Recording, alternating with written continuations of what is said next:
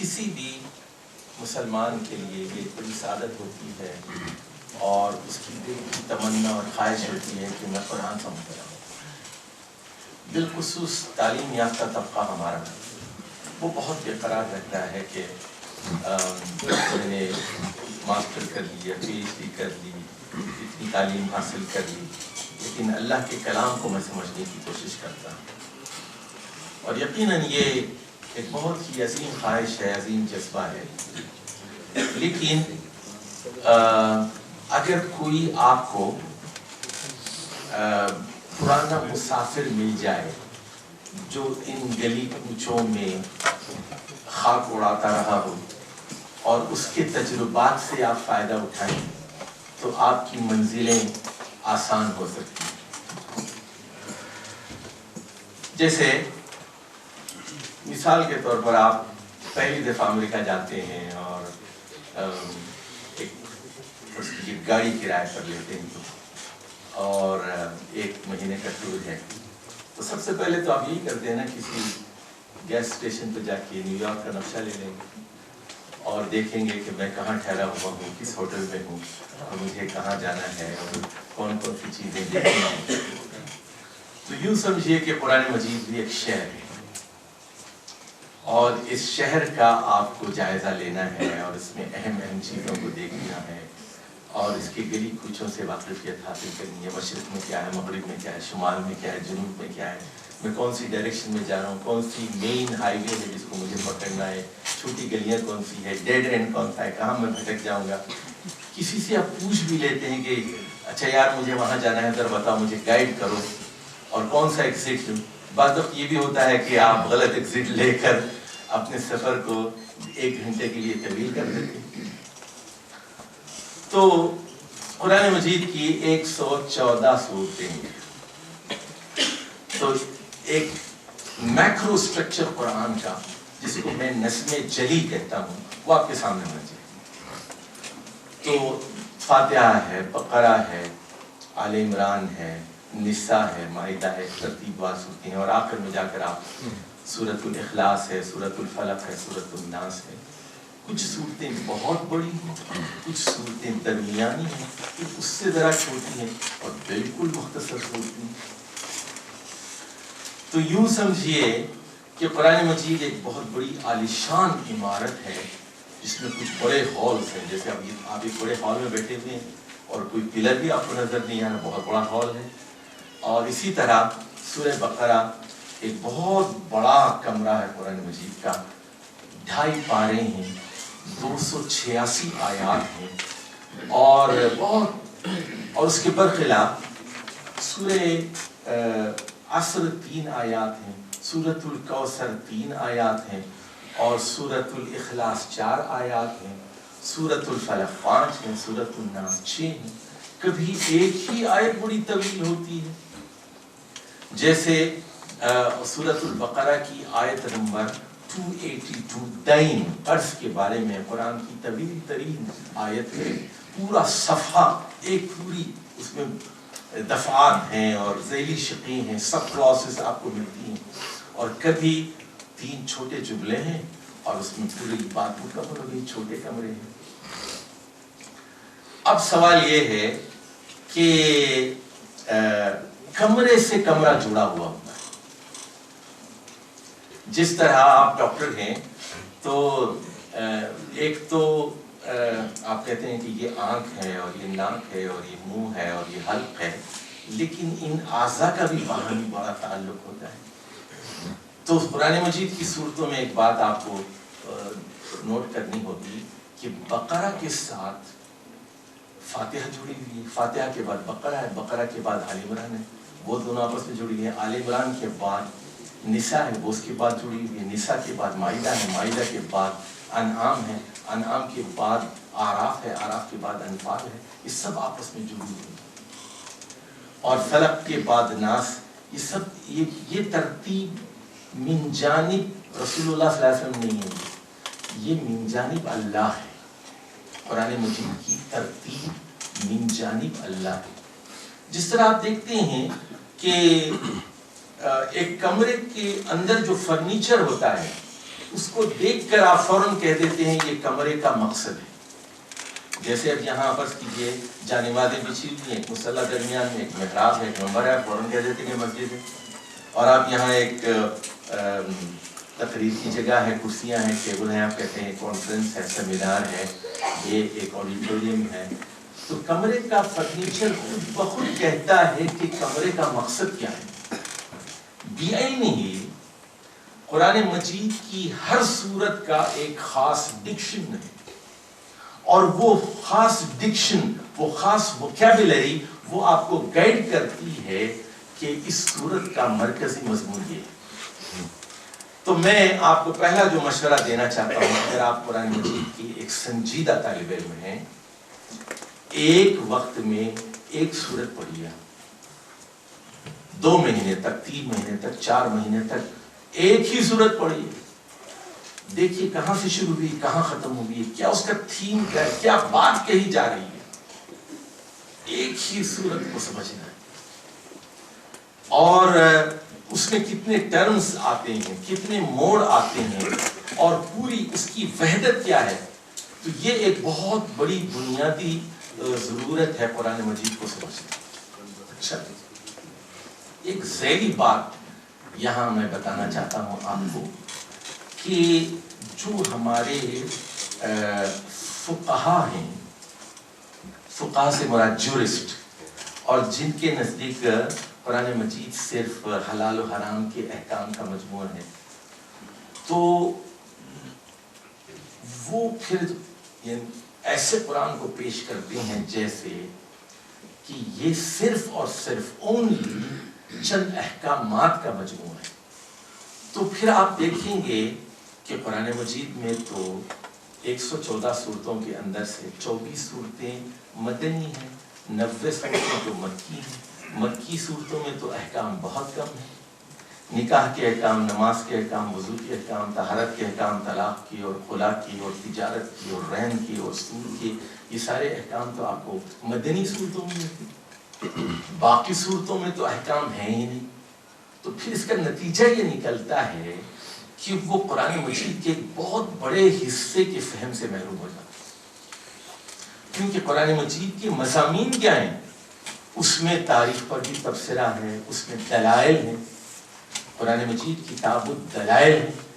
غیر مسلموں کے لیے کتاب نازل ہوئی، اس میں توحید کے دلائل ہیں، اللہ کی نعمتوں کے دلائل ہیں، اللہ کی قدرت اور اللہ کی حکمتوں کے دلائل ہیں، وحدانیت کے دلائل ہیں، آخرت کے دلائل ہیں، قیامت اور دوزخ اور جنت کے دلائل ہیں. ایک آدمی جنت اور دوزخ کو نہیں مانتا، اس کو ثابت کیا گیا ہے، مطمئن کیا گیا ہے کہ قیامت آتے رہے گی.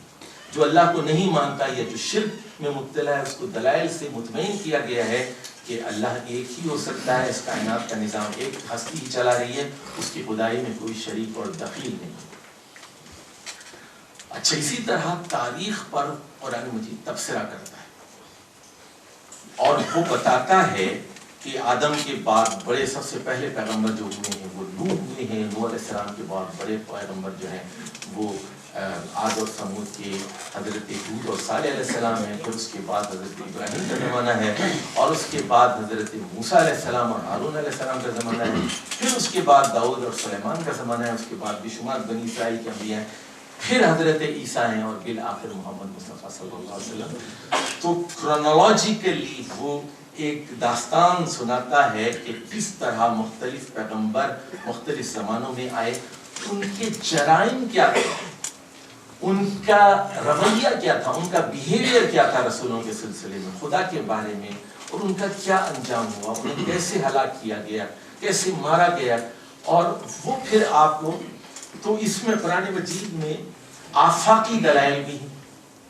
میں کہتا ہوں نا کہ یہ کتاب الدلائل ہے، بک آف ایویڈنس ہے قرآن مجید. تو اس میں آسمان کا، زمین کا، تاروں کا ایکسٹرنل ایویڈنسز ہیں، آفاقی دلائل ہیں. اس میں کائنات کے دلائل موجود ہیں. کچھ انفسی دلائل ہیں، انفسی دلائل ہیں، یعنی انٹرنل ایویڈنسز ہیں اس کے اندر قرآن مجید کی.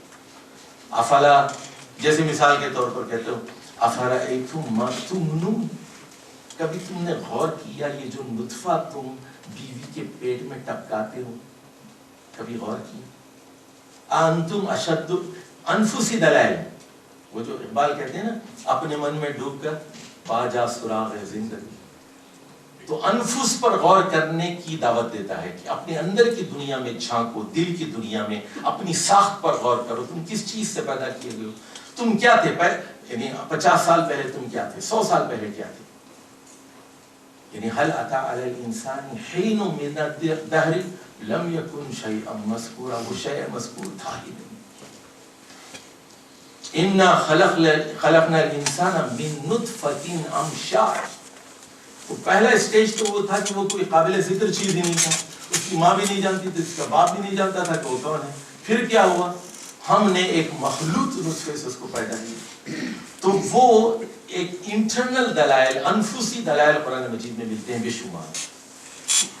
پھر آپ کو تاریخی دلائل ملتے ہیں، تاریخ اٹھا کر دیکھو، فانظروا کیف کان عاقبۃ المکذبین فاعتبروا یا اولی الابصار، اے عبرت رکھنے والوں، دیدہ نگاہ رکھنے والوں، صاحب عبرت لوگوں، بصیرت لوگوں، عبرت حاصل فاعتبروا ان فی ذلک لآیات لأولی الالباب، اس میں دلائل ہیں ان لوگوں کے لیے جو اہل عقل ہیں، جو غور و فکر سے کام لیتے. حل فی ذلک قسم لذی حجر، کیا اس میں ذی حجر کے لیے، عقل مند کے لیے دلائل موجود نہیں ہے، قسم موجود نہیں ہے. اچھا، کبھی ایک آفاقی دلائل ہیں، ایک انفسی دلائل ہیں، اور کبھی تاریخی دلائل ہیں. تاریخ موسیٰ کا دیکھو کیا انجام ہوا، فرعون کا کیا ہوا، سمود کا کیا ہوا. الم تر کیف فعل ربک بعاد ارم ذات العماد وثمود الذین جابوا الصخر بالواد وفرعون ذی الاوتاد.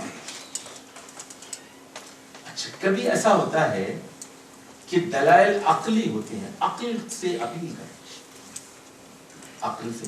جیسے مثال کے طور پر کہ اللہ کی تو کوئی بیوی نہیں، وَلَمْ تَكُنْ لَهُ صَاحِبَةٌ، تو اس کا انا اس کے لیے بیٹا کیسا ہو سکتا ہے جبکہ اس کی بیوی نہیں، صاحبہ ہی نہیں ہوتی، تو بیٹا کیسے ہو سکتا ہے؟ عقلی دلائل. کبھی یہ کہا گیا اگر کائنات میں 2 خدا ہوتے یا ایک سے زائد خدا ہوتے تو وہ آپس میں لڑ پڑتے، اور ہر آدمی، ہر خدا یہ کوشش کرتا کہ وہ عرش پہ قبضہ ہو جائے. تو عقل کو اپیل کرتا ہے. اچھا، قرآن مجید میں ایک بہت بڑا انداز ہے، اس کی اسالیب میں سے یہ ہے، سوال سے سورت شروع ہوتی ہے، سوال تک سورت ختم ہوتی ہے.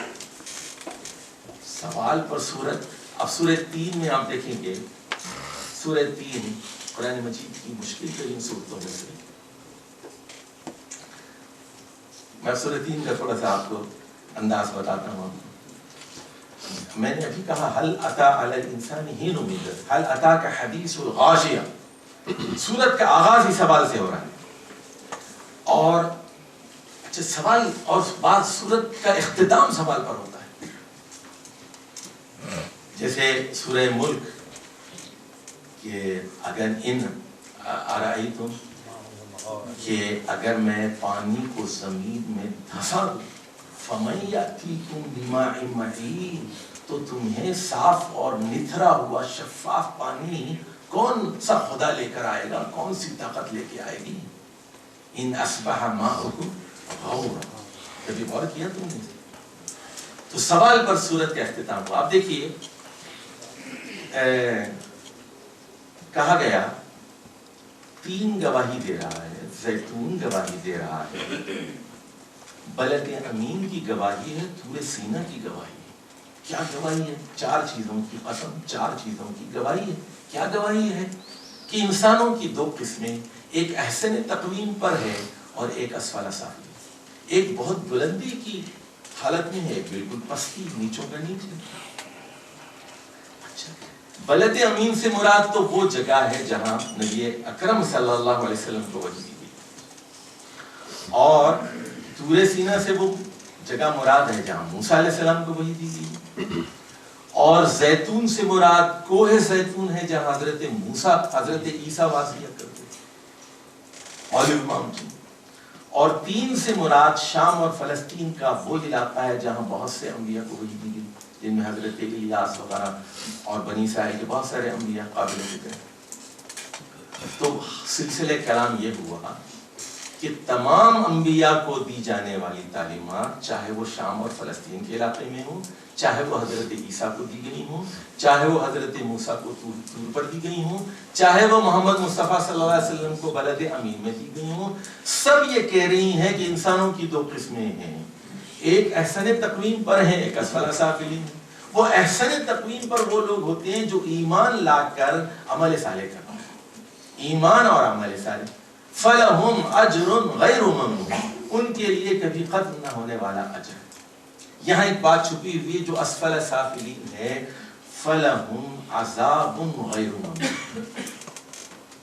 اور یہ اچھا قرآن میں ایک بہت مشکل بات یہ ہے میرے لیے، میں ایک پرانا دیرینہ طالب علم ہوں قرآن مجید کا، مجھے سب سے زیادہ جو مشکل قرآن مجید میں پیش آتی ہے وہ اومیشنز کی، کیونکہ قرآن ایک بہت ہی کمپیکٹ کلام ہے۔ احادیث میں یہ بات نہیں ہوتی، احادیث میں وضاحت ہوتی ہے، تبیین ہوتی ہے، کلیئرٹی ہوتی ہے، چونکہ یہ ماسٹر پیس آف لٹریچر ہے، ادب کا اعلیٰ شاہکار ہے، تو محذوفات بہت ہیں، اومیشنز بہت ہیں قرآن میں۔ اور جب آپ اس اومیشنز کو کیچ کرنے کا طریقہ سیکھ لیتے ہیں، آپ کو اتنی خوشی ہوتی ہے کہ آپ کہتے ہیں کہ I discovered something۔ اور یہی ہے کہ جو چیز آپ خود دریافت کرتے ہیں وہ آپ کو بہت محبوب ہوتی ہے، جو استاد آپ کو پکا کے حلوہ بنا کے دے دیتا ہے نا، اس سے آپ کو اتنی خوشی نہیں ہوتی جو خود چیز آپ دریافت کرتے ہیں، خود سالو کرتے ہیں۔ تو اچھا، ایک ذہین طالب علم کو جیسے چھوٹا بچہ 1 سال کا ہے تو وہ یہ ٹیبل سے اتنا جائے گا، اس کے بعد یہاں جا کے رک جائے گا، لیکن لڑکا اگر 4 سال کا ہے تو پھر یہ ٹیبل اور یہ ٹیبل کے درمیان فاصلہ ہے، وہ جمپ کرے گا۔ بیائی نہیں، قرآن مجید کا ایک ذہین طالب علم وہ ہنر سیکھ لے گا، ٹیکنیک سیکھ لے گا کہ وہ جمپ کر کے دوسرے پہ چلے جائے گا، پھر تیسرے پہ جمپ کر کے چلے جائے۔ تو یہاں یہ بات کہی گئی کہ انسانوں کی 2 قسمیں ہیں، دونوں کا انجام مختلف ہوگا۔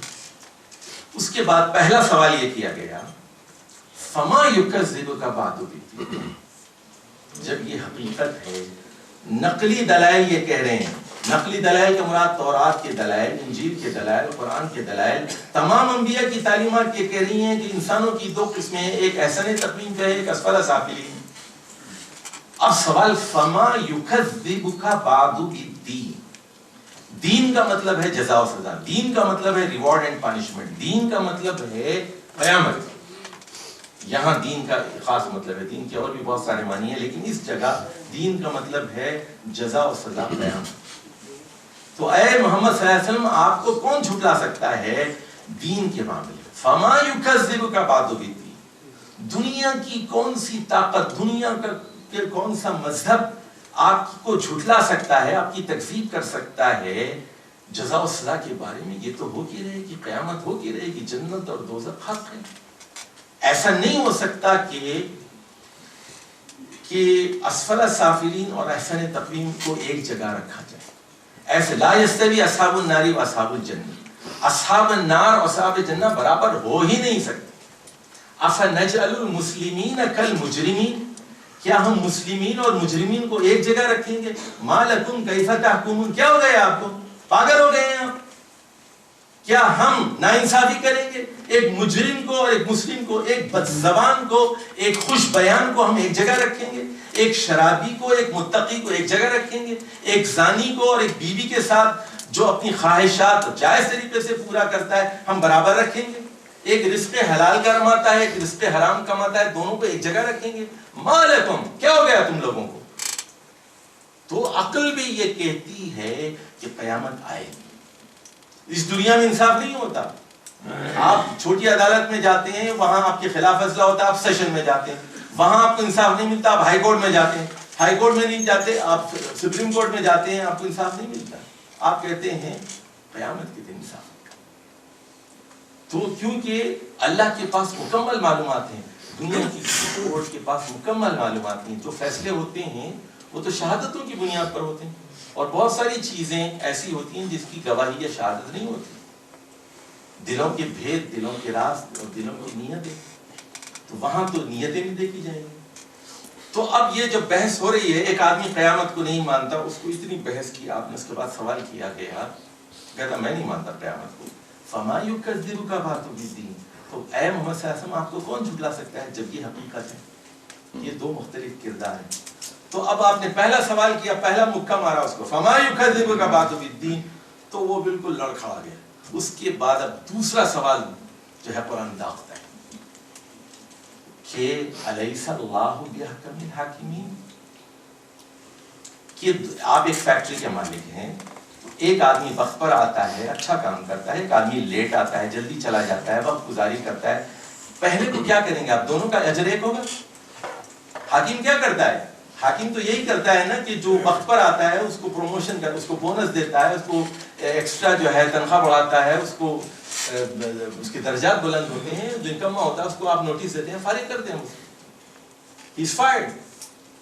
تو سوال کیا گیا کیا اللہ تعالیٰ احکم الحاکمین نہیں ہے، حاکم الحاکم نہیں ہے؟ کیا آپ کی عقل کیا کہتی ہے؟ کیا سب لوگ برابر ہوں گے؟ یہ یہاں سارے جنتی مومن بیٹھے ہوئے ہیں، کیا آپ کا کیا خیال ہے اب سب کو ایک ہی کمرے میں جنت اگر مل جائے تو یہ تو ناانصافی ہوگی؟ ایسا ہو نہیں سکتا، کیونکہ یہ سارے مسلمان برابر نہیں. اسی لیے صحیح مسلم کی حدیث میں آیا ہے کہ جنت کے 100 درجے، تو کوئی پہلے درجے میں جائے گا، کوئی دوسرے میں، کوئی 10ویں میں، کوئی 20ویں میں، کوئی 40ویں میں، کوئی 50ویں میں، تو درجات ایک ہو ہی نہیں سکتے. اور دوزخ بھی میں بھی ایک کمرہ نہیں ہے کہ سب کو ایک ہی جگہ ہاتھ دیا جائے. تو عقل بھی یہی کہتی ہے کہ انصاف ہونا چاہیے، یوم عدل ہونا چاہیے.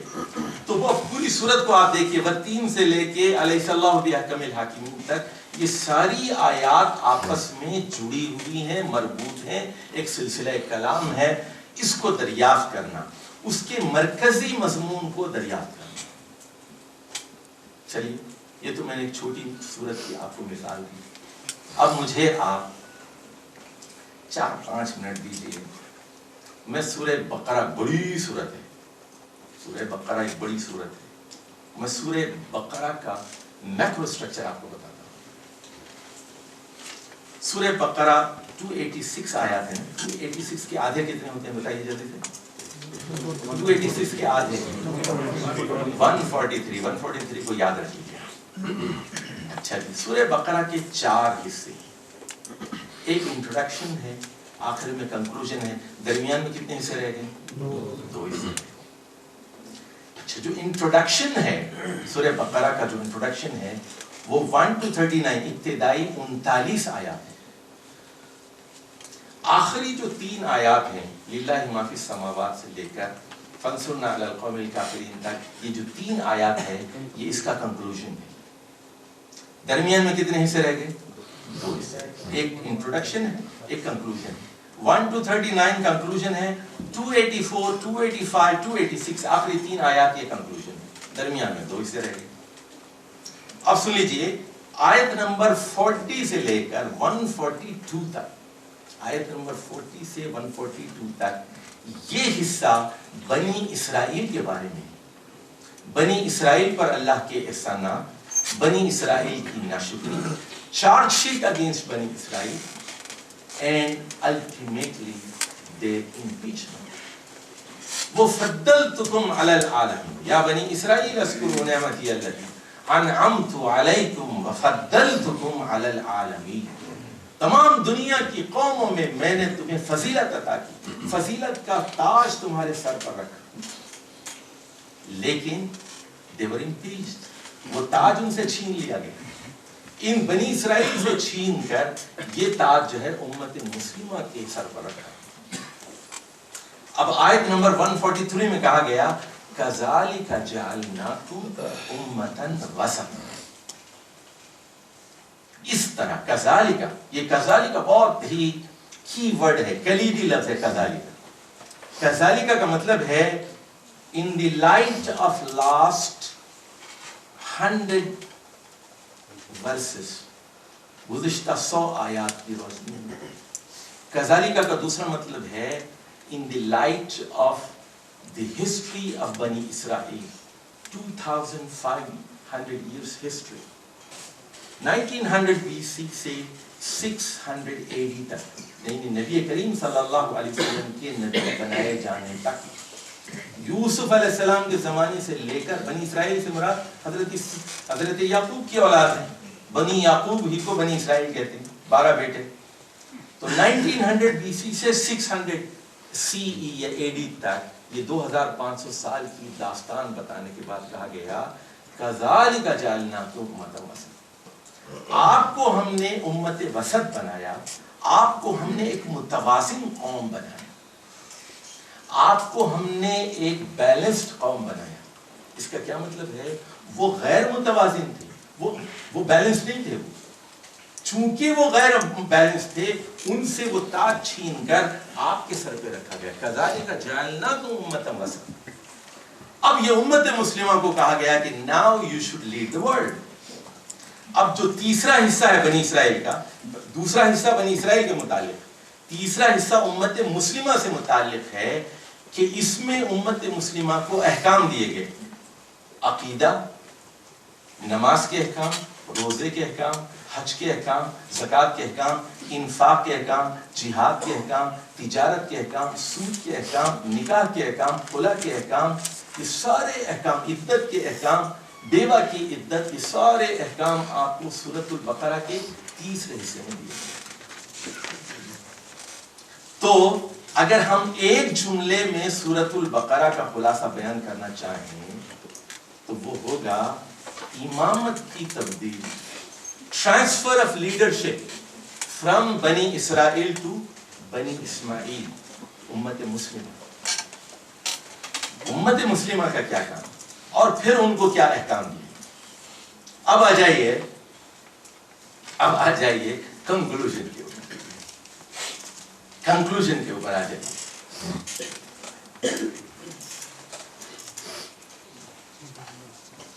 تو پہلے کہا گیا للہ ما فی السماوات و ما فی الارض. تو مطلب کیا ہے اس کا؟ کیا زمین آسمان میں جو کچھ ہے وہ اللہ کا ہے. اس کا مطلب یہ ہے آسمان پر بھی اسی کا قانون چل رہا ہے، زمین پر بھی اسی کا قانون چلے گا. یہ جو شریعت کے احکام دیے گئے، نماز، روزہ، حج، زکوٰۃ، تجارت اور رہن اور سود اور یہ سارے خلا اور مہر اور نکاح، حکم دینا اسی کا کام ہے، اسی کا حکم چلے گا. اچھا، 2 باتیں اور بتائیں کہ ان تبدوا ما فی انفسکم او تخفوہ یحاسبکم بہ اللہ. یہ جو احکام دیے گئے ہیں اس کے بارے میں محاسبہ ہوگا، یحاسبکم بہ اللہ. اور وہ صرف ظاہر کو نہیں دیکھا، صرف داڑھی نہیں دیکھے گا آپ کے، صرف اونچے پاجامے کو نہیں دیکھے گا، وہ نیت کو بھی دیکھے گا. جو کچھ تم ظاہر کرو، جو چھپاؤ، یحاسبکم بہ اللہ. یعنی احکام کے پیچھے جو روح ہے، جو نیت ہے، اس کو بھی دیکھا جائے گا. واللہ علی کل شیء قدیر. مطلب یہ ہے کہ وہ آپ کی نیتوں کو بھی دیکھنے اور پکڑنے اور اس کو لکھنے اور اس کو ریکارڈ کرنے کی قدرت رکھتا ہے. اچھا، اب یہ جو احکام دیے گئے اس پر سب سے پہلے کون ایمان لیا ہے؟ آمن الرسول. سب سے پہلے محمد صلی اللہ علیہ وسلم اس پر ایمان لائے، پھر صحابہ. بما انزل الیک من ربک والمؤمنون کل آمن باللہ وملائکتہ وکتبہ ورسلہ. اب یہاں رسالت کا جو گیم ہے کہ وہ فرشتوں کے ذریعے سے کتاب آتی ہے، وحی آتی ہے، پھر رسولوں کے ذریعے اترتی ہے، رسولوں کی اطاعت جو ہے وہ پھر امت تک پہنچتی ہے، صحابہ تک پہنچتی ہے، اور صحابہ سے پھر اگلی نسلوں تابعین تک پہنچتی ہے.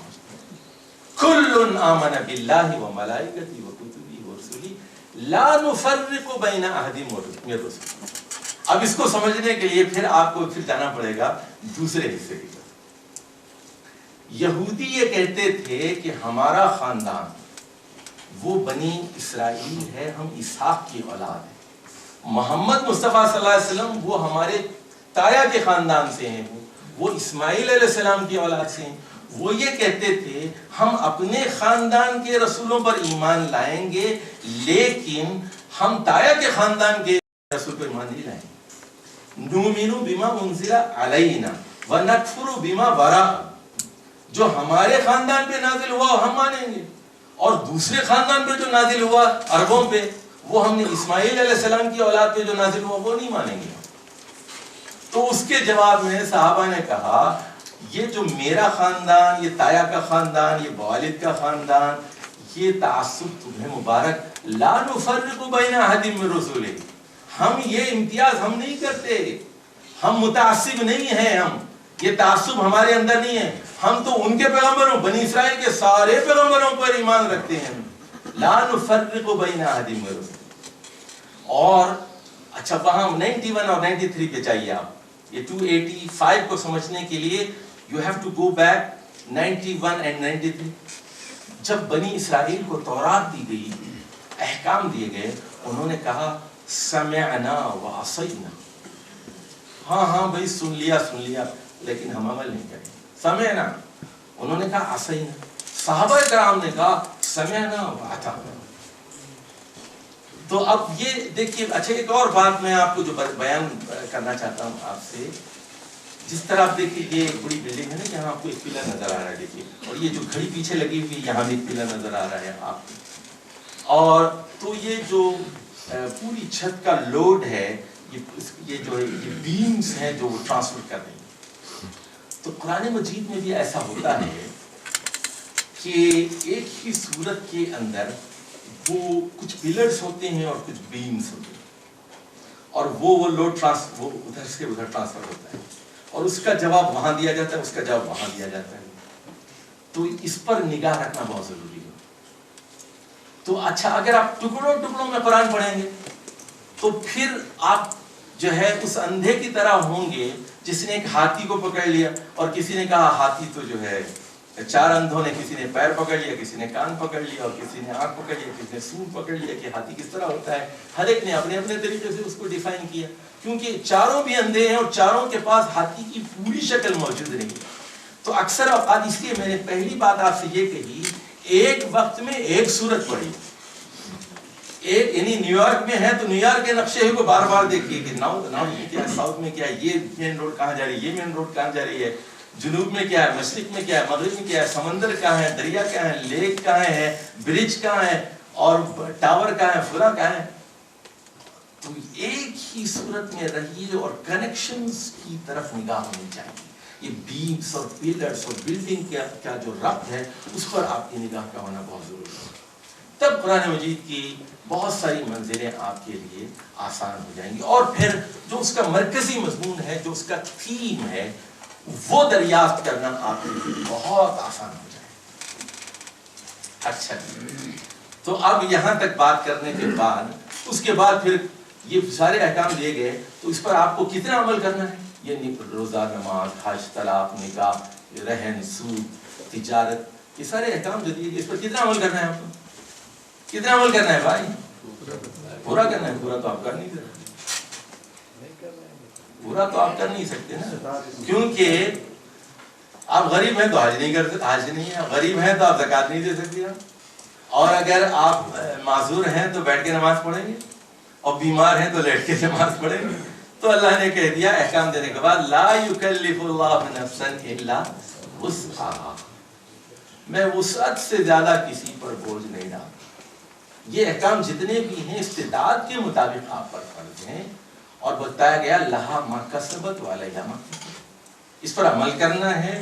جو ان کے مطابق عمل کرے گا اس کے لیے ثواب ملے گا، اور جو اس کے خلاف عمل کرے گا اس کو علیہ، اس کے اوپر چارج شیٹ ہوگی اور وہ دوزخ میں جائے گا. علیہا ما اکتسبت. تو یہ کمانا ہے آپ کو، اعمال کمانا ہے، آپ عمل کر کے دکھانا ہے. اس کے بعد یہ بتایا گیا، دعا سکھائی گئی، ربنا لا تحمل علینا اصرا کما حملتہ علی الذین من قبلنا. پچھلی قوموں پر، بالخصوص بنی اسرائیل پر جو بوجھ ڈالا گیا تھا وہ ہم پر ڈالا. ربنا ولا تحملنا ما لا طاقت لنا، یا اللہ ہم پر اتنا بوجھ نہ ڈال جو ہم اٹھا نہ سکیں. بس بوجھ وہ آن پڑا ہے کہ اٹھائے نہ پڑے، بوجھ وہ آن پڑا ہے. تو اللہ سے دعا مانگنا چاہیے. بعض وقت آدمی اس پہ ایسا بوجھ آتا ہے، جیسے ایک آدمی کا جوان بیٹا پاگل ہو گیا، اب وہ اس کے لیے حسن دولت ہے، اس کے پاس پیسہ ہے، اس کے پاس ہر چیز. وہ کہتا ہے میں سیکریٹرسٹ کو دینے کے لیے پیسے، نرس کو میں دینے کے لیے تیار ہوں، کمرہ دینے کے لیے تیار ہوں، ہاسپٹل میں روم دینے کے لیے تیار ہوں، میرے بچے کو بچا. اس کی اس دماغ کی حالت درست کر دو. دیکھو یہ کھاتا نہیں پیتا نہیں, یہ کمرہ خراب کر دیتا ہے. آزمائش ہوتی تو کبھی ذہنی آزمائش ہوتی ہے, کبھی مالی آزمائش ہوتی ہے, کبھی دوست دغا دیتے ہیں, کبھی شوہر دغا دیتا ہے, کبھی بیوی دغا دیتی ہے, کبھی اولاد آپ کو جو ہے اذیت دیتی ہے, کبھی ملازمت کا جو ہے. تو یہ پین اینڈ اینگوش اور آزمائشیں. ربنا ولا تحملنا ما لا طاقت لنا. اب اس کے بعد آخر میں واعف عنا واغفر لنا وارحمنا انت مولانا فانصرنا علی القوم الکافرین. اب یہاں میں ایک نقطہ اور بتاتا ہوں, آپ ذرا غور کر لیجیے. اب آخر میں آپ دعا کرتے ہیں کافروں کے مقابلے میں ہمیں فتح ہو, مدد ہو. تو یہ جو ہے آپ دعا روزانہ دعا فانصرنا علی القوم الکافرین, فانصرنا علی القوم الکافرین. کیا امت مسلمہ جیت سکتی ہے صرف دعاؤں کے ذریعے؟ اور اس کے لیے آپ کو کام کچھ کرنا پڑے گا نا. پھر وہ جو ہے ساری چیزیں اس کی کیا تدابیر ہیں, وہ سورت مائدہ آگی جو سورت ہے آل عمران اس میں بیان کی گئی. تو اب یہاں بات سمجھ لیجئے کہ یہ فنصرنا علی القوم الکافرین میں ایک اور نقطہ ہے. کافرین میں بالخصوص بنی اسرائیل. اور ایک نقطہ جو میرے ذہن میں آتا ہے وہ یہ کہ اس امت کا جو اصل مقابلہ ہے قیامت تک, یعنی امام مہدی کے آنے تک اور حضرت عیسیٰ کے آنے تک اور قیامت کے آنے تک جو اصل مقابلہ ہوگا وہ بنی اسرائیل ہی سے ہوگا جو ہے, اور یہود و نصارہ ہی سے ہوگا. باقی جو قومیں ہیں دنیا کی وہ دم چھلا قومیں ہیں, اصل مقابلہ نہیں ہوگا. ہندو ہیں یا چائنیز ہیں یا ویتنامیز ہیں, جاپنیز ہیں, کورینز ہیں, یہ افریقنز ہیں, یہ اصل ان کا مقابلہ نہیں ہوگا. امت کا اصل مقابلہ جو ہوگا وہ بنی اسرائیل سے. تو وہ تدابیر آپ کو اختیار کرنی پڑے. اچھا جی, اب تک جو باتیں میں نے آپ کے سامنے رکھی ہیں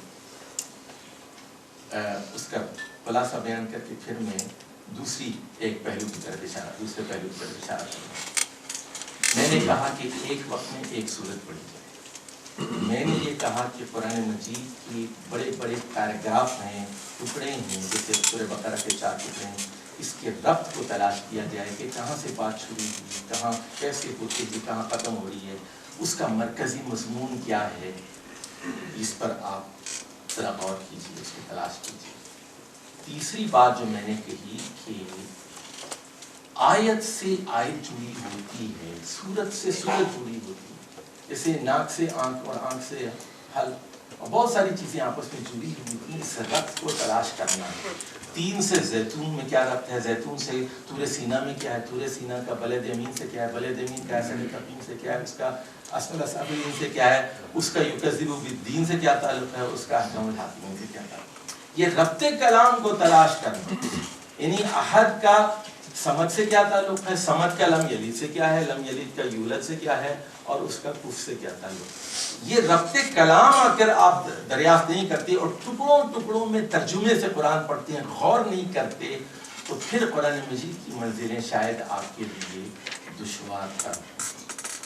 اچھا جی, اب ایک اور بات اس سے رہے گی کہ عجیب چیز ہے کہ قرآن مجید کی نزولی ترتیب اور ہے, کتابی ترتیب اور ہے.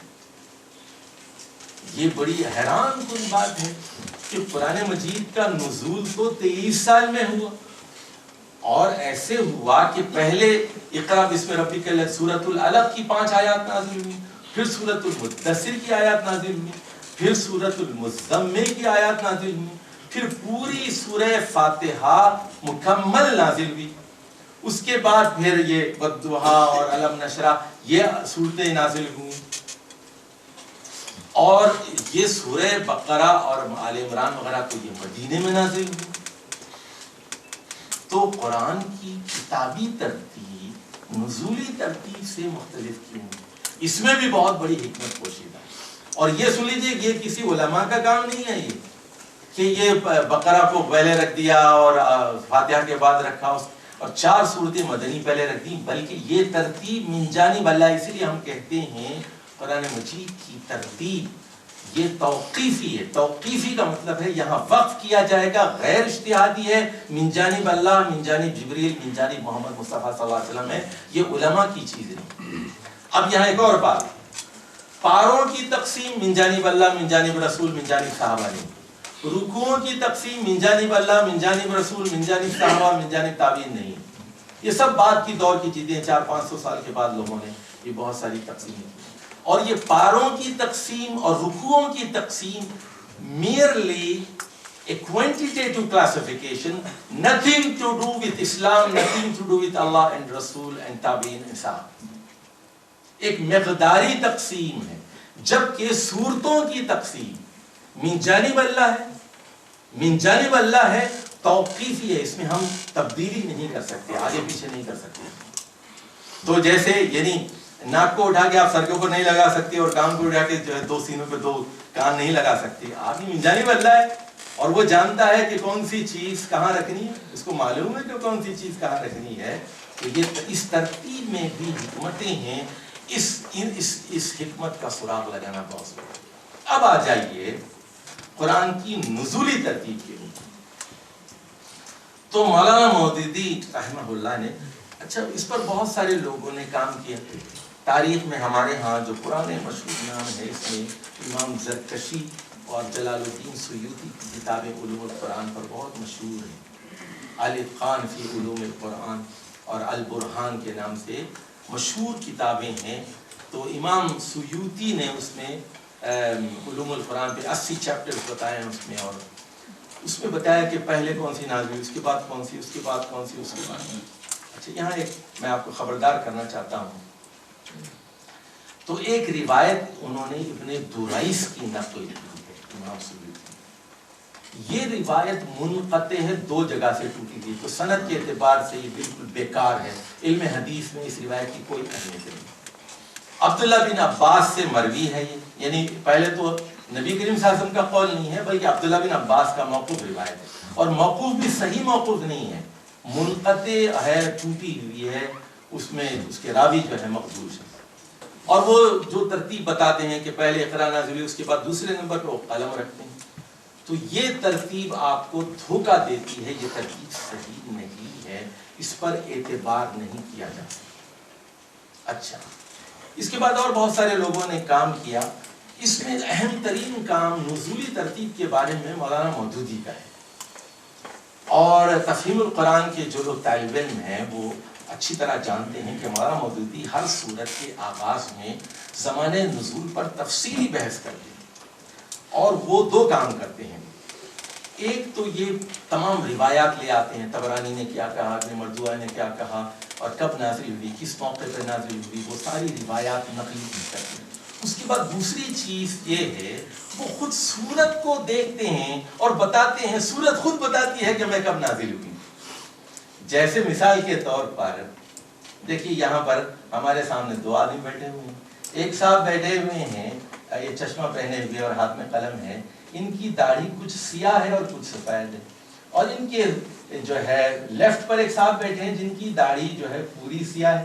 اور اس طرف ایک صاحب بیٹھے ہوئے ہیں چشمے میں، ان کی پوری داڑھی جو ہے سفید ہے. تو یہ داڑھی خود کہہ رہی ہے کہ میں اس دنیا میں کب آیا ہوں. سمجھ گئے بات آپ؟ اب سن لیجئے، تو سورت خود بتاتی ہے کہ میں کب نازل ہوئی. سورت کے اندر ایسے اشارے موجود ہوتے ہیں. مثال کے طور پر اب اسی سورت القلم کو، اچھا اس کا مطلب یہ ہوا کہ ایک خارجی شہادت ہوتی ہے زمانے کا تعین کرنے میں، ایک داخلی شہادت ہوتی ہے، ایک انٹرنل ایویڈنس ہے، ایک ایکسٹرنل ایویڈنس ہے اس کے اندر. تو اب جیسے سورت القلم ہی کو لے لیجیے، تو یہ کہتے ہیں اچھا اب یہ تو معلوم ہے کہ ابتدائی 3 سال مکے کے خفیہ دور ہیں. اس کے بعد 4تھی نبوی میں اعلان عام ہوا، آپ کو صفحہ پہ چل کر آپ نے اعلان. یہ بھی معلوم ہے یہ دور 2 سال تک رہا، 4 نبوی 5 نبوی، اور 5 نبوی میں ہجرت حبشہ ہوئی. 100 لوگوں نے حبشہ کی طرف ہجرت کی. اعلان عام کے بعد مخالفت ہوئی، مکے سے ڈپورٹ کیے گئے، وہ چلے گئے. پھر اس کے بعد ایک دور متوسط ہے جس میں قہر پڑا تھا مکے کے اندر. یہ ہے 6 7 8 9 10 5 سال، 6 نبوی 7 نبوی 8 نبوی 9 نبوی 10 نبوی. اور 10 نبوی ہی میں حضرت خدیجہ کا انتقال ہوا، حضرت ابو طالب کا انتقال ہوا، اور آپ کو وہ شیبی ابی طالب سے رہائی ہوئی، وہ سارے واقعات دفن کے ہیں معلوم۔ اب اس کے بعد ہم یہ کہتے ہیں کہ آخری جو 3 سال ہیں وہ مکی جو ہے 11 نبوی 12 نبوی 13 نبوی اس کے بعد سے، تو اب یہ قرآن کی جو 90 مکی صورتیں ہیں اس کو ہم کلاسیفائی کرتے ہیں کہ پہلے 3 سالہ خفیہ دور میں کون سی نازل ہوئی، اعلان عام کے بعد کون سی نازل ہوئی، دور متوسط میں کون سی نازل ہوئی، اور آخری دور میں جب قتل کی سازشیں اور جلا وطنی کی سازشیں اپنے عروج پر تھیں کون سی صورتیں نازل ہوئی۔ تو سورت کے اندر کا مضمون، جیسے مثال کے طور پر انہم یکیدون کیدا، وہ ایک سازش کر رہے ہیں، واکیدو کیدا، تو میں بھی ایک چال چلوں گا، انہم یکیدون کیدا واکیدو کیدا فمہل الکافرین، کافروں کو مہلت دیجئے، امہلہم رویدا، تھوڑی مہلت دیجئے ان کو، دیکھتے ہیں۔ یعنی یہ خود بتا رہی ہے کہ یہ دور قید میں نازل ہوئی ہے، جب دور سازشوں کے دور میں نازل، پورا سورت خود چیخ چیخ کر کہہ رہی۔ اب سن لیجئے سورہ قلم کو لے لیجئے، نون والقلم وما یسطرون، ما بنعمت ربک بمجنون، یہ اللہ کی خاص نعمت ہے، خاص کرم ہے کہ آپ مجنون نہیں ہیں۔ اچھا اب سن لیجئے، سورت کے آغاز میں بھی مجنون کا ذکر ہے، سورت کے اختتام پر بھی مجنون کا ذکر ہے۔ اب یہ روایت جو مقطوع روایت ہے وہ کہہ رہی ہے کہ دوسرے نمبر پہ یہ نازل ہوئی سورہ قلم، ہم کیسے تسلیم کریں اس کو، جبکہ یہ کہہ رہی ہے کہ دور الزامات میں نازل ہوئی ہے۔ اس کا مطلب یہ ہے کہ یہ 4 نبوی یا 5 نبوی میں نازل ہوئی ہے، اعلان عام ہو چکا تھا، اور آپ اس دور الزامات میں آپ پر الزام لگ رہے تھے، آپ شاعر ہیں، آپ کاہن ہیں، آپ پر آسیب ہے، آپ کا کوئی استاد ہے، آپ کو کوئی پٹی پڑھاتا ہے، آپ خود قرآن گھڑ لیتے ہیں، اور یہ سارے الزامات تھے رسول کریم صلی اللہ علیہ وسلم پر، آپ پاگل ہیں، مفتون ہیں، مجنون ہیں، آپ کا ایک آپ معلم ہیں، تو آپ کو کوئی سکھاتا ہے، پٹی پڑھاتا ہے، آپ متقول ہیں، تو قرآن نے اس ساروں کا جواب دیا، اگر آپ ایک آیت بھی گھڑ لیتے تو پھر ہم آپ کی رگے گردن کاٹ دیتے۔ تو یہ تو اللہ کا کلام ہے، نبی کریم صلی اللہ علیہ وسلم، تو یہ آیت خود کہہ رہی ہے کہ جب آپ صلی اللہ علیہ وسلم کو مجنون کہا جا رہا تھا یہ اس دور میں نازل۔ اچھا اب دوسری اور ذرا سورت کے اندر اتریے، سورہ قلم کے اندر پھر آپ کو 2 اور باتیں ملیں گی۔ اس میں رسول کریم صلی اللہ علیہ وسلم اور صحابہ کی ایک لیڈرشپ ہے، اور دوسری طرف کفار کی لیڈرشپ ہے۔ یہاں ان کی کوالٹیز بیان کی جا رہی ہیں، ان کی کوالٹیز بیان کی جا رہی ہیں۔ تو یہ صورت بتا رہی ہے کہ یہ ایک ایسے دور میں نازل ہوئی ہے جب عوام الناس کو یہ بتانا مقصود تھا کہ اس کیریکٹر کو بھی دیکھو، اس کیریکٹر کو بھی دیکھو۔ کہا گیا وَلَا تُطِيعْ كُلَّ حَلَّافٍ مَّهِينٍ، حلاف کی جو زیادہ قسمیں کھاتا ہے، بد اصل ہے، مہین ہے، مشائم بھی نہیں ہے، معتد ہے، حد سے گزرا ہوا ہے، اس لیڈرشپ کی، ابو جہل کی، ابو سفیان کی، اور نضر بن حارث کی، اور جو ابو لہب کی، ان کی پیروی مت کرو۔ کس کی پیروی کرو؟ اِنَّكَ لَعَلَىٰ خُلُقٍ عَظِيمٍ، رسول کریم صلی اللہ علیہ وسلم کے بارے میں کہا جا رہا ہے کہ آپ اخلاق کے اعلیٰ مرتبے پر فائز ہیں۔ تو یہ صورت بتا رہی ہے کہ یہاں 2 قسم کی قیادت کے درمیان تقابل ہے، موازنہ ہے، تو اس کو پیش نظر رکھنا بہت ضروری ہے۔ تو میرے بھائیو، آپ لوگ بڑے خوش قسمت ہیں۔ اچھا یہ بھی میں بتا دوں آپ کو، تھوڑی سی آپ عربی زبان سیکھیں، مجھے معلوم ہے کہ آپ کی ایک پیشہ ورانہ ذمہ داری ہے، اور آپ کو ظاہر ہے کہ اپنے پیشے کے ساتھ انصاف کرنا ہے، اور یہ بھی ایک عبادت ہے، پیشہ آپ انسانیت کی خدمت ہے، لیکن بہرحال اللہ کے کلام سے تعلق بھی ایک بہت بڑی سعادت ہے۔ تو میں آپ سے یہ کہوں گا، ایک تو عربی زبان سے واقفیت، اور بالخصوص جو ہمارے نوجوان لوگ ہیں جو ابھی 20 اور 30 کی دہائی میں ہیں، ان سے خاص طور پر میں یہ گزارش کرتا ہوں کہ وہ جلد سے جلد عربی زبان سیکھیں، اور میں نے یہ پیشکش پورے پاکستان کو دی، کراچی میں، اور نوجوانوں کو، اور جمعیت والوں کو، اور ڈاکٹرز کو، انجینئرز کو، کہ آپ 25 لوگ کسی بھی شہر میں جمع کر لیجئے 20 دن کے لیے، صبح و شام 20 days ڈے اینڈ نائٹ، میں 20 دن میں آپ کو اتنی عربی پڑھا دوں گا کہ آپ قرآن مجید کا اچھا ترجمہ کرنے کے لائق ہو جائیں. لیکن day and night you have to stay with us, day and night. تو عربی زبان کو سمجھے بغیر محض ترجموں سے قرآن کے گہرے مطالب پر نگاہ نہیں کر سکتے. اور وہ یہ بالکل ایسی بات ہے کہ آپ کی محبوبہ اگر ترکی ہو اور آپ ایرانی ہوں، زبان یار من ترکی ومن ترکی نمیدان، تو پھر محبوبہ سے گفتگو نہیں ہو سکتی. اور اگر ہو بھی جائے تو پھر وہ دل کی باتیں اس کے سامنے نہیں رکھی جا سکتی. دل کی باتیں تو پھر اپنی مادری زبان ہی میں رکھی جا سکتی ہیں. تو اسی لیے قرآن مجید کی زبان جو کہ عربی ہے، اس پر توجہ ضروری ہے. میں نے آپ کی خدمت میں 2 باتیں رکھی. قرآن مجید کو سمجھنے کا ایک طریقہ ہے اس کو اس کی کتابی ترتیب کے مطابق سمجھنا، اس کی پیراگرافنگ کرنا، اس کے مرکزی مضمون کو تلاش کرنا، اور پھر اگلی صورت اور اگلی آیت سے اس کے ربط کو تلاش کرنا. قرآن مجید کو سمجھنے کا دوسرا طریقہ یہ ہے کہ اس کو نزولی ترتیب کے مطابق سمجھنا، اور اس کے لیے کچھ خارجی شہادتیں ہوتی ہیں، کچھ داخلی شہادتیں ہوتی ہیں. اور جہاں تک 24 مدنی صورتوں کا تعلق ہے، وہ تو بہت آسان ہے، بہت آسان ہے. چھوٹا بچہ بھی آپ کو بتا دے گا، قرآن مجید کا ایک اناڑی طالب علم بھی، کہ پہلی ہجری میں سورۃ الحج نازل ہوئی، سورہ تغابن نازل ہوئی، دوسری ہجری میں سورہ محمد نازل ہوئی، سورہ بقرہ نازل ہوئی، اور جنگ بدر کے بعد انفال نازل ہوئی، تیسری ہجری میں جنگ احد کے بعد آل عمران نازل ہوئی، اور اسی طرح آپ 4 میں نساء ہوئی، اور 5 میں مائدہ ہوئی، اور صلح حدیبیہ کے بعد سورۃ الفتح نازل ہوئی، اور فتح مکہ سے پہلے ممتحنہ اور مجادلہ نازل ہوئی. اور یہ آپ کو معلوم ہے کہ 5 ہجری میں جنگ احزاب ہوئی، اور 5 ہجری میں جو ہے وہ سورۃ الاحزاب نازل ہوئی. 4 میں سورۃ الحشر بنی نذیر جس کا نام ہے نازل ہوئی. 9 ہجری میں نبی کریم صلی اللہ علیہ وسلم تبوک کے سفر کے لیے گئے تو سورہ توبہ نازل ہوئی. 9-10 ہجری میں جو آخری سال ہے اس میں آخری 2 صورتیں نازل ہوئی. ایک تو سورۃ البینہ لم یکن الذین کفروا من اہل الکتاب والمشرکین، اور قرآن کی سب سے آخر میں نازل ہونے والی سورت النصر ہے، اذا جاء نصر اللہ، جس میں نبی کریم صلی اللہ علیہ وسلم کو ان کی موت کی خبر دی گئی کہ اب آپ کا کام ختم ہو چکا ہے، اب آپ کو 3 کام کرنا ہے.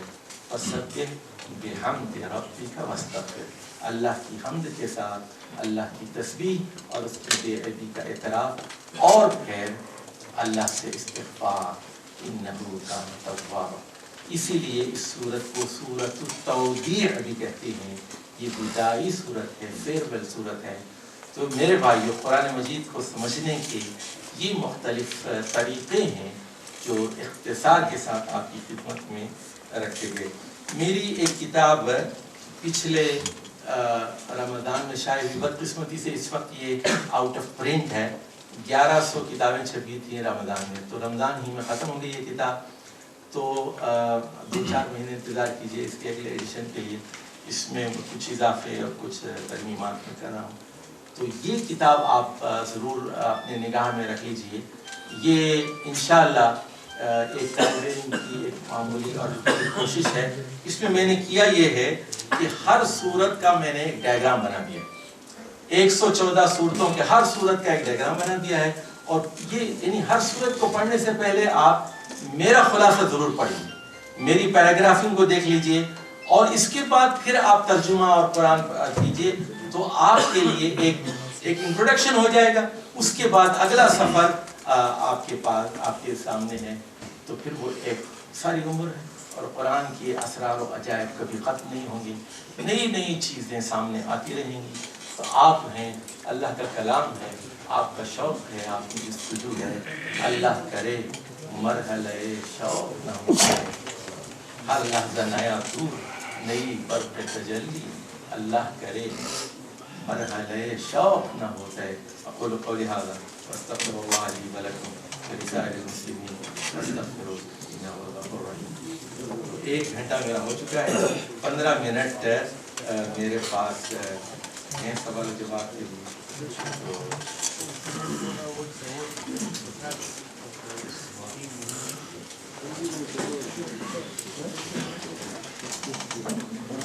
अच्छा जी, एक सवाल ये है कि एक तबका फिक्र कहता है कि आम आदमी को किसी आलिम के बगैर कुरान तर्जुमा और तफसीर के साथ नहीं पढ़ना चाहिए, क्योंकि किसी आलिम के बगैर तफसीर समझ में नहीं आएगी। आपका क्या तबसरा है? तो पहला सवाल ये है कि आलिम को ही तफसीर नहीं आती, फिर क्या किया जाए? देखिए, मेरी एक बात सुन लीजिए बात कि इल्म डिग्री का नाम नहीं है। डिग्री दरसे निजामी की डिग्री ये इल्म नहीं है, बल्कि दरसे निजामी से आपको कुछ चाबियां मिल जाती हैं। You get some keys. जैसे आप MBBS कर लेते हैं ना, तो आप बहुत बड़े डॉक्टर नहीं बन जाते MBBS पास कर लेने से। डॉक्टर तो आप 10-15 साल काम करेंगे और 1000 लोगों की नब्ज देखेंगे और 1000 एक्सरे रिपोर्ट देखेंगे और 1000 जो है आप यूरिन टेस्ट की रिपोर्ट देखेंगे, ब्लड टेस्ट की रिपोर्ट देखेंगे, और तब कहीं जाके आप बड़े डॉक्टर बनेंगे। और जब तक आप 20-25 डॉक्टरों से इंटरचेंज नहीं करते, एक्सचेंज ऑफ व्यूज नहीं करते, बहस नहीं करते, तो आप बड़े डॉक्टर नहीं बनते। फिर नई नई दवाइयाँ आती रहती हैं, अपडेट अपने आप को नहीं करते। मेरे एक दोस्त हैं डॉक्टर, बहुत अच्छे दोस्त हैं, वो हर साल 2 महीने के लिए अमेरिका जाते हैं और कहते हैं कि मैं 30 क्रेडिट आवर्स एवरी ईयर में लेता हूँ, और कहते हैं कि वो मुझे अपडेट अपने आप को रखना पड़ता है। टेक्निक्स इतनी बड़ी, सर्जन है बेसिकली वो, यूरोलॉजी, कहते हैं कि इतनी तेजी से तब्दीलियां आ रही हैं कि मुझे एक रेस है, मुझे अपने आप को फिट रखना पड़ता है, अप टू डेट रखना पड़ता है। 2 महीने जाते हैं वो काम करके वापस आ जाते। तो ये बात सही है। अब जरा सुन लीजिए, अब बाज़ लोग ये कहते हैं, जरा गौर से सुनिए बात। बास ने कहा कि 14 उलूम जरूरी हैं कुरान मजीद को सुनना। अच्छा, वो 14 उलूम क्या है, जरा उसको भी समझने के लिए कोशिश करते हैं। पहला इल्म तो कहते हैं कि इल्म सर्फ। इल्म सर्फ का मतलब ये है कि इल्म का क्या मतलब है, आलिम का क्या मतलब है, मालूम का क्या मतलब है, अल्लाम का क्या मतलब है। यानी एक ही लफ्ज़ और रूप से कितने लफ्ज़ बनते हैं, यालमून, तालमून, मालूम, आलाम, इल्म, ये सारे जो है ये सर्फ के आपको गिरफ्त हो। दूसरा वो कहते हैं कि नहव, सिंटैक्स पर, यानी कंस्ट्रक्शन ऑफ अ सेंटेंस कि ऑब्जेक्ट क्या है, सब्जेक्ट क्या है, प्रेडिकेट क्या है, ये आपको इल्म होना चाहिए। तीसरी बात वो कहते हैं बलागत, यानी तशबीहात, इस्तिआरे, बयान, मानी, ये इल्म होना चाहिए। चौथे वो ये कहते हैं कि ज्योग्राफी का इल्म होना चाहिए। बात सही है, क्योंकि कुरान में बहुत सारे अमाकिन, प्लेसेस का जिक्र है। तो अमाकिन यानी ज्योग्राफी कि मूसा अलैहिस्सलाम कहाँ पैदा हुए थे, तूर सीना कहाँ है, एक्सोडस कहाँ हुआ था, फरूज कैसे हुआ था, नक्शे। और तो सवाल ये है, क्या मदारिस में इल्म जोग्राफिया पढ़ाया जाता है? ये दरसे निज़ामी वालों से जरा पूछ लीजिए कि आपकी ज्योग्राफी कितनी है। अच्छा, फिर वो कहते हैं तारीख का इल्म बहुत जरूरी है। ये बात बिल्कुल सही है। कुरान में तारीख है कि मूसा अलैहिस्सलाम का ज़माना, अब जैसे मिसाल के तौर पर आले इमरान में इमरान का जिक्र 2 आयात में आया है। एक पहली उसके सब्सिक्वेंट है 2 आयात, एक वो इमरान और है, ये इमरान और है। पहला जो इमरान है वो मूसा अलैहिस्सलाम के वालिद का नाम इमरान है, वो 1300 BC वाला इमरान है। उसके साथ फौरन बाद जो इमरान है वो हजरत मरियम के वालिद का नाम है इमरान। दोनों के दरमियान 1300 साल का फर्क। तो आपको थोड़ी सी तारीख का इल्म होना चाहिए कि आज का क्या ज़माना है, समूद क्या ज़माना है, इलियास अलैहिस्सलाम का क्या ज़माना है, शुएब का क्या ज़माना है, और इसी तरह नबी करीम सल्लल्लाहु अलैहि वसल्लम की सीरत और उनकी ज्योग्राफी, ये भी ज़रूरी। अच्छा, फिर वो कहते हैं मैथमेटिक्स का इल्म ज़रूरी। लेकिन मैं बताऊं कि आप लोग ज़्यादा, आपकी मैथमेटिक्स अच्छी है या दरसे निज़ामी वालों की मैथमेटिक्स अच्छी? जैसे वो कहते हैं कि आपको LCM आना चाहिए, और बिल्कुल सही कहते हैं, کیونکہ جائیداد کی تقسیم کے لیے، وراثت کی تقسیم کے لیے بیوی کا کتنا حصہ، بیٹے کا کتنا ہے، بچوں کا کتنا ہے، LCM آنا بہت ضروری ہے آپ کو. میتھمیٹکس پر عبور ہونا چاہیے آپ کو، الجبر آنی چاہیے آپ کو. لیکن کیا یہ آپ کو علم نہیں آتا آپ کو؟ اچھا، اسی طرح میں نے اب سیاق و سباق کی بات کی، کانٹیکسٹ کی بات کی، جس کو ہم سیاق یا سباق، ہماری اپنی اصطلاحات ہوتی ہیں. تو کیا یہ آپ کو نہیں پتا سیاق و سباق؟ کلام، آپ کو کلام کا نہیں پتا کہ کلام میں آگے کیا ہوتا ہے، پیچھے کیا ہوتا ہے، اومیشن کیا ہے؟ آپ اشاروں میں بات نہیں سمجھ سکتی ہیں. تو میرے بھائیوں، اس کا حوا بنانے کی کوئی ضرورت نہیں ہے. پہلے آ کے آپ زانوئے تلمس طے کیجئے اور اس کے بعد کیجئے حمد. اچھا، اصل میں یہ بلیک میل کرتے ہیں، یہ اپنے آپ کو یہ بتانے کی کوشش کرتے ہیں کہ جب تک تم ہماری غلامی اختیار نہیں کرو گے، یہ ہم کو کیا سمجھتے ہو؟ ہم نے 5 سال کی ڈگری لی ہے ہم نے. تو اس کمپلیکس سے نکلنا پڑے گا. ویسے طالب علم کے لیے چاہیے کہ وہ استاد کے پاس جائے.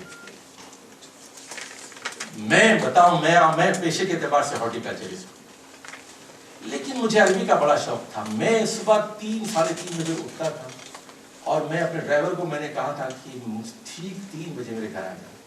میرے استاد کا مکان جو ہے آدھا گھنٹہ دور تھا، 50 کلومیٹر دور. تو میں ڈرائیو کر کے ان کے پاس جاتا تھا وہاں، اور اس کے بعد میں صبح 4 بجے سے 6 بجے تک ان کے پاس بیٹھ کے پڑھتا تھا.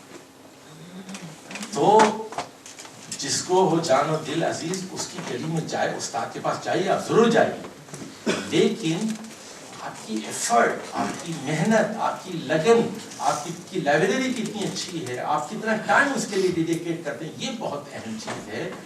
تو اچھا جی، موجودہ حالات میں زیادہ ضرورت اصلاح معاشرے کی اور اصلاح کی حکومت کی. عام لوگوں کے لیے قرآن کی چابی حاصل کرنے کا کیا طریقہ؟ دیکھیے، 2 قسم کے لوگ ہوتے ہیں معاشرے میں. ایک لیڈرشپ ہوتی ہے، ایک عام ہے. ڈاکٹرز کو میں عام آدمی نہیں سمجھتا. آپ ٹرینڈ سیٹرز ہیں. آپ لوگ چاہیں تو پاکستان کی تقدیر بدل سکتے ہیں. آپ ڈبل گریجویٹس ہیں، آپ لوگ، آپ میں سے اکثر آپ عام آدمی نہیں. آپ کی IQ لیول عام لوگوں کے برابر نہیں. دوسرے طالب علموں کو اگر مجھے کسی چیز کو سمجھانے کے لیے 5 سال چاہیے تو آپ کو میں 6 مہینے میں وہی چیز سمجھا سکتا ہوں.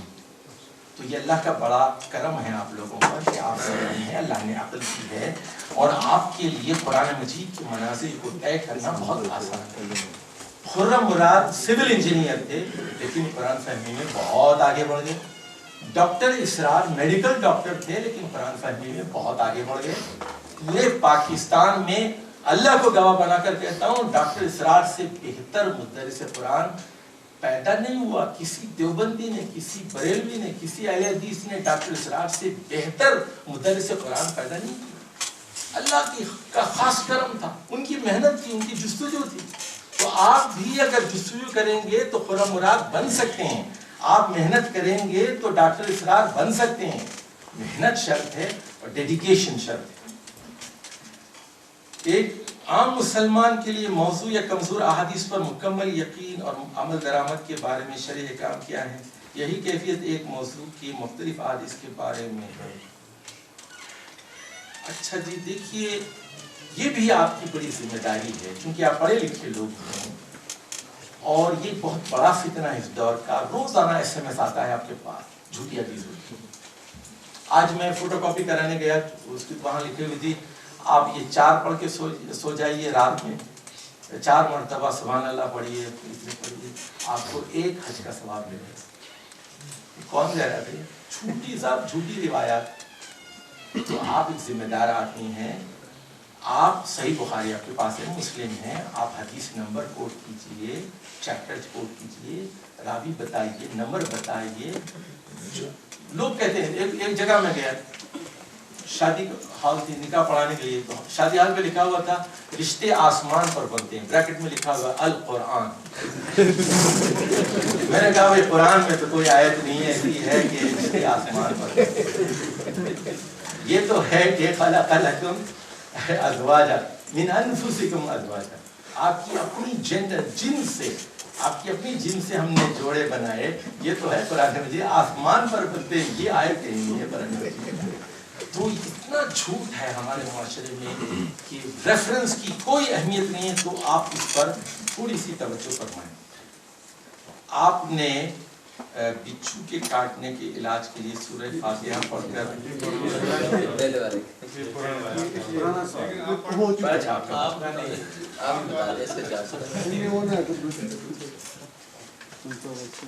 چلیے.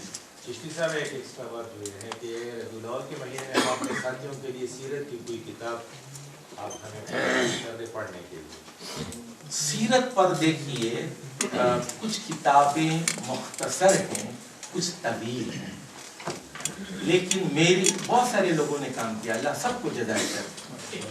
تحریکی اعتبار سے جذبہ اور حرارت پیدا کرنے والی کتاب تو محسن انسانیت ہے, مولانا نعیم صدیقی صاحب. اور کیا انداز سے لکھی ہے نعیم صاحب نے, اللہ ان کی قبر کو نور سے منور. اچھا, صحیح احادیث کی روشنی میں سیرت ایک نئی کتاب آئی ہے الرحیق المختوم کے نام سے, صفی الرحمن مبارک پوری. اس میں من گھڑت روایات نہیں ہیں, صحیح احادیث ہیں. تو یہ ایک بہت اچھی کاوش ہے. اچھا, لیکن میں جو ہے سیرت النبی کا سیٹ ہے 7 جلدوں. پہلی 2 جلدیں شبلی نعمانی نے لکھی تھیں اور 5 اگلی جلدیں سید سلیمان ندوی. تو یہ ایک سیرت انسائکلوپیڈیا ہے. بالخصوص سید سلیمان ندوی کا جو کام ہے عظیم الشان تھا, اور میں ہمیشہ یہ 7 جلدوں سے استفادہ کرتا رہا ہوں اور کرتا رہتا ہوں. جب بھی آپ مجھے کہیں بلاتے ہیں کسی چیز کے لیے, تقریر کے لیے, تو میرے پاس تو کوئی علم ہے نہیں, تو میں پھر وہی سیرت النبی دیکھ لیتا ہوں, پھر یہ دیکھ لیتا ہوں. تو یہ, اور پہلی جلد میں شبلی نعمانی نے کچھ اہم اصول بیان کیے ہیں سیرت کے بارے میں, اور بڑے محقق تھے, اس کو ضرور دیکھیے. ایک اور خاص کتاب کا میں بالخصوص ذکر کرنا چاہتا ہوں, آپ کو ضرور خریدیے. اس کتاب کا نام ہے زاد المعاد. زاد المعاد 4 جلدوں میں.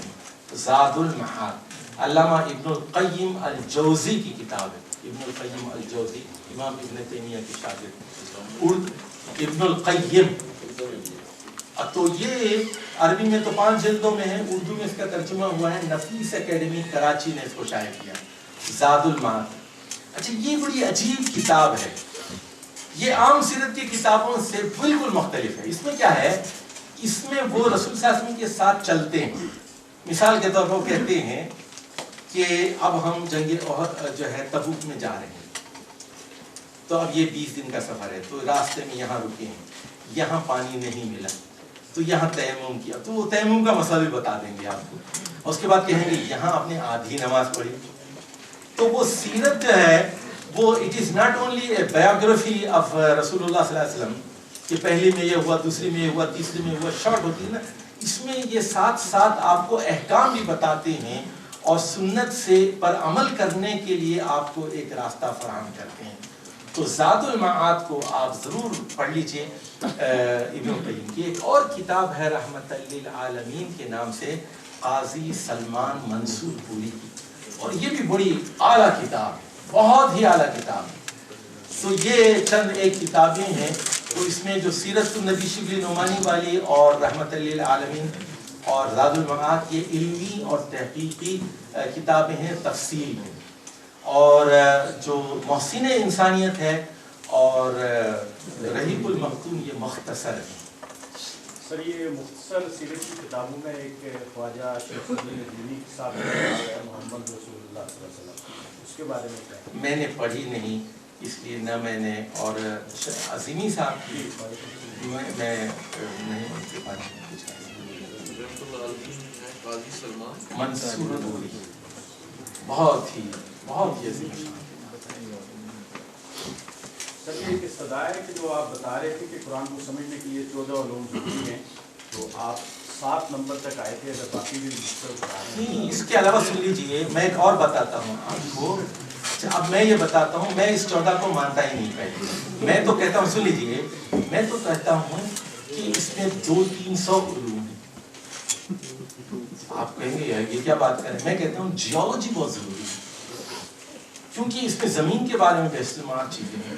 میں کہتا ہوں پلانٹ سائنس بہت ضروری, میں کہتا ہوں ایکولوجی بہت ضروری, اس میں اولوں کے بارے میں، بارش کے بارے میں ایسے انکشافات. کیمسٹری بہت ضروری ہے. اچھا آپ کیمسٹری کی بات کرتے ہیں، میں تو کہتا ہوں جینیٹکس بہت ضروری ہے. بھائی قرآن کے اسرار اور عجائب اللہ کا کلام ہے، خالق کائنات کا کلام ہے. میں ایک لطیفہ سنا دوں آپ کو. میں سعودی ٹیلی ویژن دیکھ رہا تھا ایک مرتبہ، تو شیخ علی طنطاوی شام کے مشہور عالم ٹی وی پر وہ بتا رہے ہیں. تو انہوں نے سورۃ القیامہ کی کچھ آیات پڑھی، تو انہوں نے کہا خلق منہ الزوجین الذکر والانثى، خلق منہ. تو اس میں تفسیر کرتے ہوئے بتایا کہ اللہ تعالیٰ نے یہ نہیں فرمایا من ہا نہیں کہا، فرم ہر نہیں کہا، فرم ہم. خلق منہ الزوجین ذکر والانثى. اس سے انہوں نے نقطہ یہ نکالا کہ بچے کی جنس کا تعین باپ کے نطفے سے ہوتا ہے، ماں کے نطفے سے. منہ کہا گیا نا، منہ کہا گیا اس میں.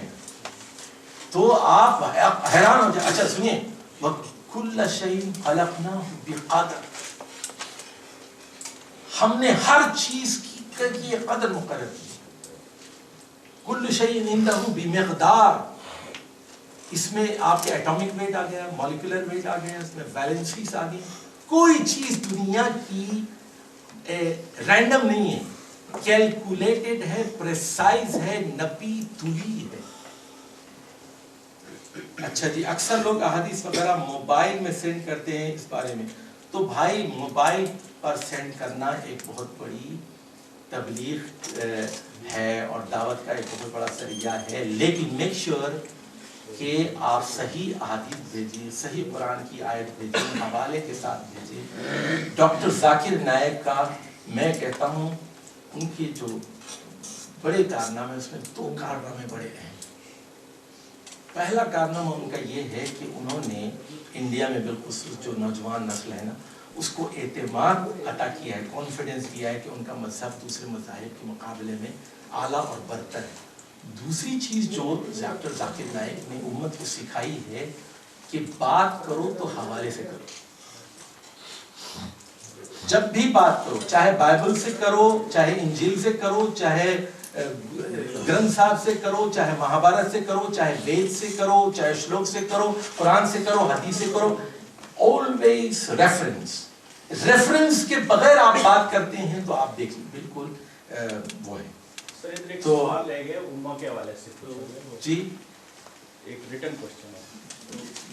اچھا جی، یہ میری جو اس کتاب کے بارے میں سوال آیا ہے، اس کتاب کا نام ہے قرآنی صورتوں کا نظم جری. قرآنی صورتوں کا نظم جری، macro structure of Quranic source. Macro structure تھوڑی سی مشکل کتاب ہے، لیکن آپ کی آئی کیو جو ہے میری کتاب سے زیادہ اچھی ہے، تو آپ کے لیے مشکل ہے. عام آدمی کے لیے، چھوٹے بچے کے لیے مشکل ہے کتاب، آپ کے لیے نہیں، کیونکہ ایک.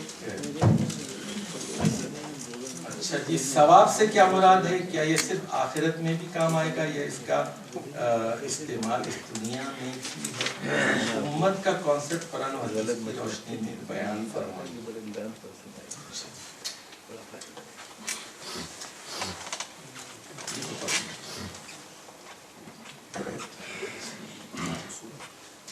اچھا جی، ثواب کے بارے میں اسلام یہ کہتا ہے کہ جب کوئی اللہ تعالیٰ کے پاس ایک پوائنٹ سسٹم ہے، بعض چیزوں پر آپ کو ایک، جیسے مثال کے طور پر قرآن کی آیت ہے سورہ انعام کے اندر، جو بھی نیکی کرتے ہیں فالحسنۃ عشر امثالها، اس کی 10 نیکیاں، اور برائی جب کرتے ہیں آپ تو اس کے بدلے میں 1 پوائنٹ آپ کا نیگیٹو لکھا جاتا ہے. تو یہ بھی اللہ کی رحمت ہے کہ رحمت اس کے غضب پر حاوی ہے.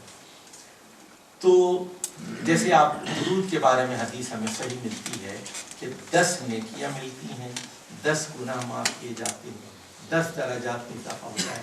تو اللہ کے ہاں ایک سسٹم ہے، اور اس کے یہ ہے، اس کو ہم ثواب کہتے ہیں. تو ایک جیسے آپ مسکرا کر دیکھنا ہے کسی کو، یہ بھی کی بات ہے. یو گیٹ، آپ السلام علیکم کہتے ہیں، آپ کو 70 پوائنٹس ملتے ہیں. پہل کرتے ہیں، انیشیٹو لیتے ہیں. آپ جواب دیتے ہیں علیکم السلام، 10 نیکیاں ملتی ہیں. علیکم السلام ورحمۃ اللہ وبرکاتہ، 30 نیکیاں ملتی ہیں. تو اور حدیث میں آتا ہے کہ بیوی کے پاس جانا بھی صدقہ ہے، اس پر بھی نیکیاں ملتی ہیں. امر بالمعروف یہ ایک نیکی ہے، آپ اتنی دور سے چل کر اس کانفرنس پہ آئیں، یہ بھی نیکی ہے. آپ مسجد کے لیے جاتے ہیں تو ہر قدم پر آپ کے لیے نیکیاں لکھی جاتی ہیں. تو آثار سورہ یاسین میں آپ کی نقوش قدم لکھے جاتے ہیں. تو ایک پوائنٹ سسٹم. اس کے بعد سن لیجئے وہ حدیث میں آپ کو ضرور سنانا چاہوں گا جو صحیح مسلم میں بھی آئی ہے، مسند احمد میں بھی آئی ہے. آپ نے پوچھا کہ اتدرون المفلس، مفلس کون ہے؟ تو لوگوں نے کہا مفلس وہ جس کے پاس دینار اور درہم نہ ہو، پیسہ نہ ہو، مال دولت نہ ہو.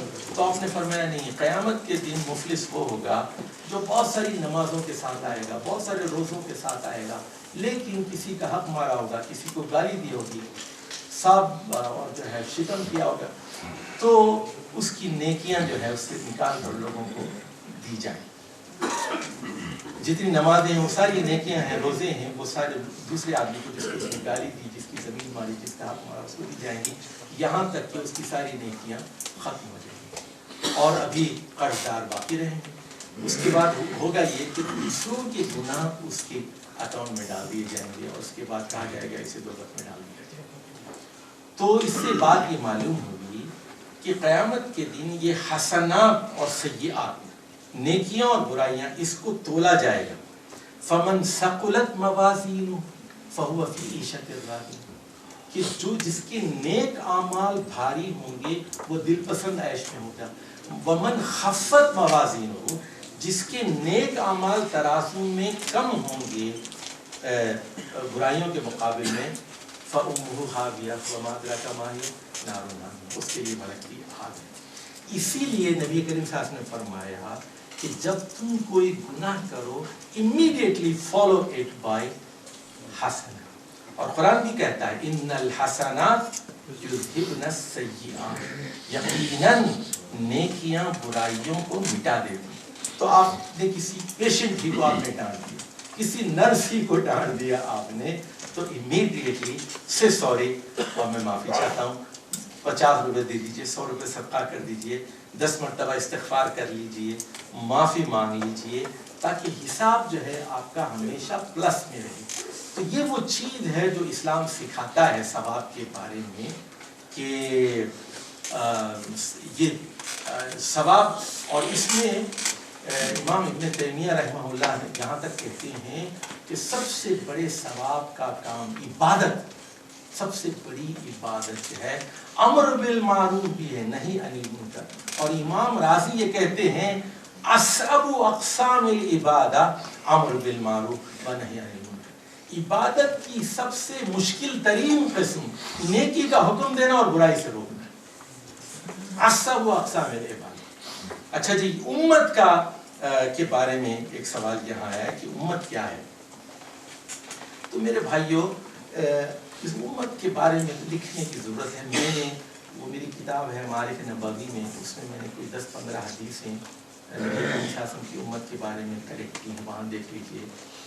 لیکن امت سے محبت رکھنا یہ ہماری بہت بڑی ذمہ داری ہے.